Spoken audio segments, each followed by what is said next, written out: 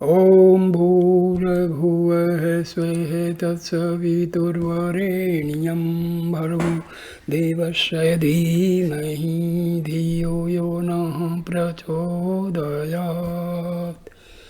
Namaskar, my dear friends.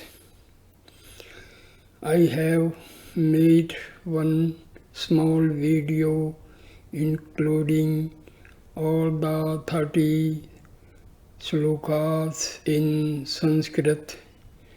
Now I am giving the simple translation of 30 stanzas of English. First stanza. Karma must ever yield its proper fruit, for thus it is ordained by God Himself, Supreme Creator.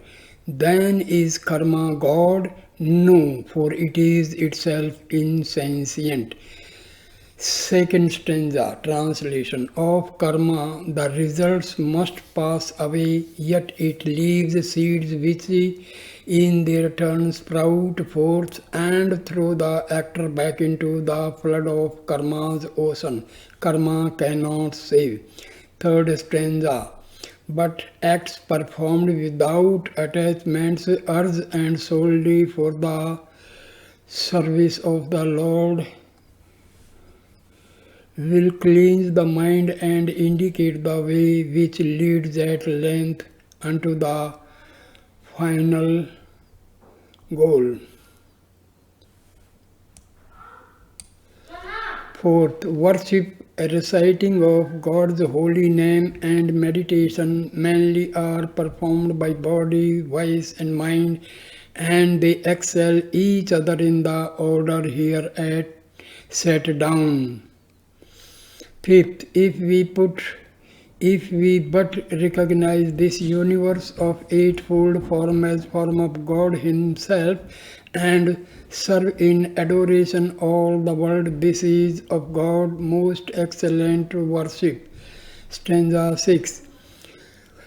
Constant repeating of the holy name is more than praise. At length the voice will sink to silent repetition in the heart, and in this way is meditation learnt.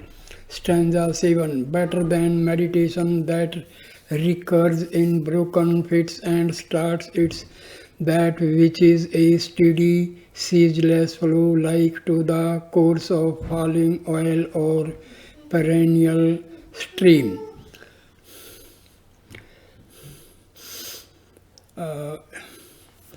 Eighth, worship of God as in no way distinct from him who worships, or in other words, thinking that he is I, is better far than any other kind of worshipping.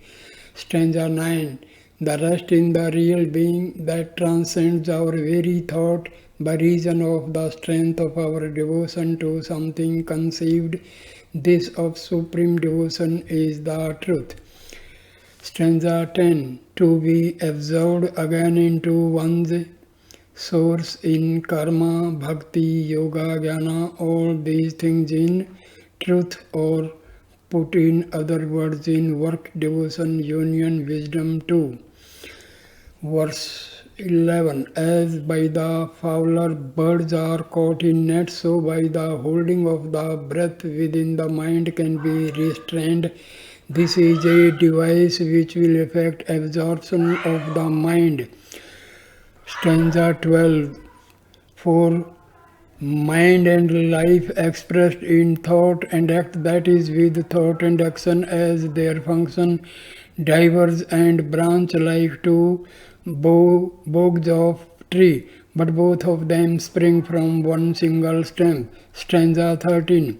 Suppression of the mind in two ways comes: absorption and extinction. Mind absorbed will live again, but mind which is destroyed will never more revive, for it is dead. Stanza 14. When by the means of restraint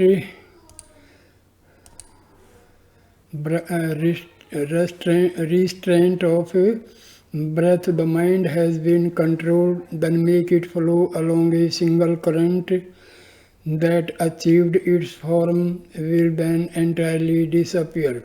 Stanza 15. For the great sage for whom all form of mind has disappeared and who is ever one with the reality, there is no karma more, for he indeed the true self has become.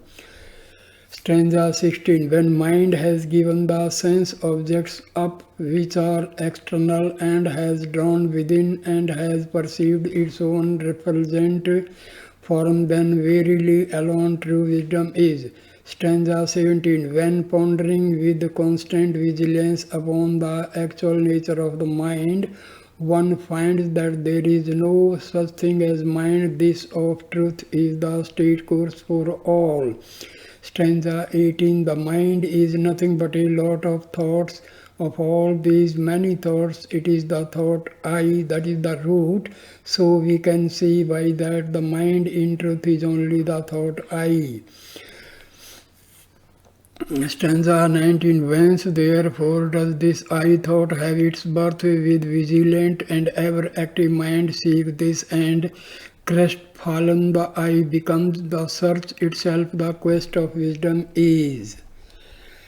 Stanza 20. This search pursued till I has disappeared, there now shines forth the I all along, the quest is finished.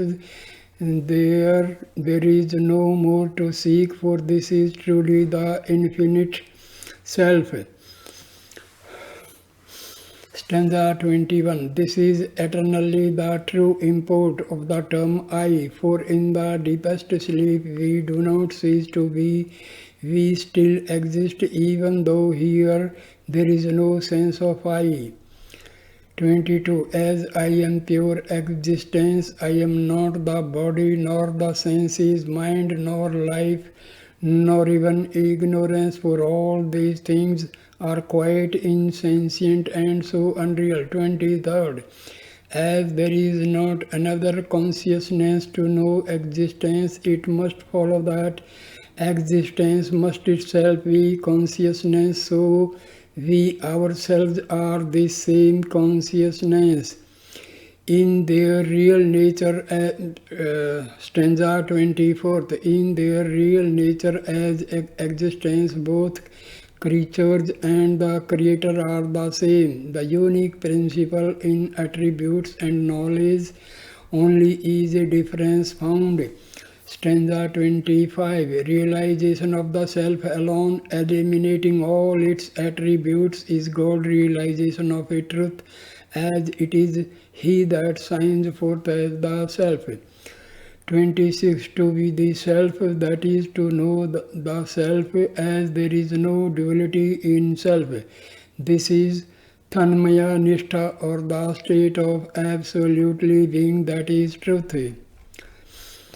Stanza 27. That knowledge is true knowledge which transcends knowledge and ignorance both equally, and this alone is truth.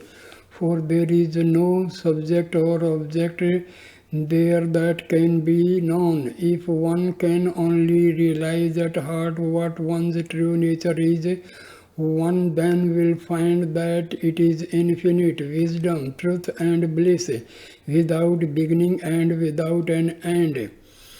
Stanza 29. Remaining in this state of supreme bliss, devoid of bondage and of freedom too, is found to be a state in which one is wrapped in perpetual service of the Lord.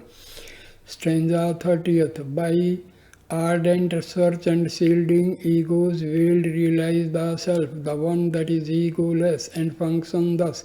The soul right penance this. So teaches Bhagwan Sri Ramana, who is the self of everything that is. Om Sat Sat Sat. So here ends this video. Thank you, my dear friends, for watching and listening this video with patience. Please subscribe the channel, comment, share and like the video. Thank you. Namaskar, namaskar, namaskar.